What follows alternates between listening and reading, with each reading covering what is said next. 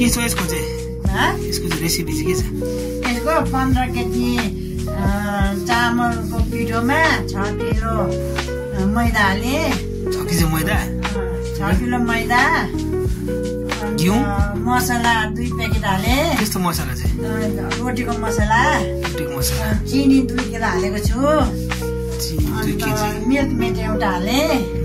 त्यति चाहिँ हालिरहेको छु अब दुध तताएर ल्याउने चाहिँ दुधमा मोल्नु पर्छ के गर्नु यो चाहिँ के गर्नु सेलरोटी पोल्नुलाई हैन यो चाहिँ के गरेको नि यो चाहिँ अब पासको गर्नुलाई उठाएको नि डल्लो फुटाको डल्ला फुटाको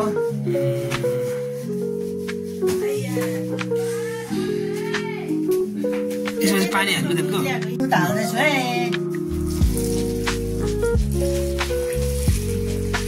कति लिटर दुध है कति लिटर दुध कति किलो यहाँ 2 किलो दुध छ यसमा चाहिँ 5 लिटरमा 2 लिटर है दुध छ त्यसमा त अलिकति पानी मिसाएको होला मुमाले 2.5 अब घिउ हाल्नु छ बाँकी चाहिँ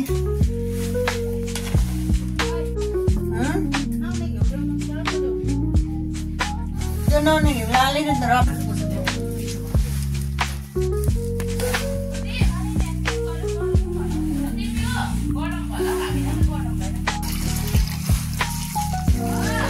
नि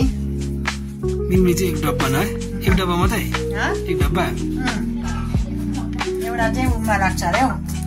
के अरे खिरलाई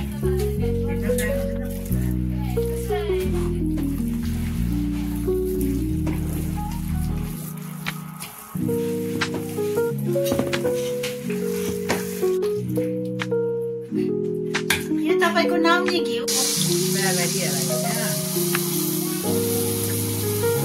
सबैको एक राख्दैछु कनेक्सन गरेर हाल्दै सिक्रिएर केमा हालिदिँदैन फोले मैले खिचेको है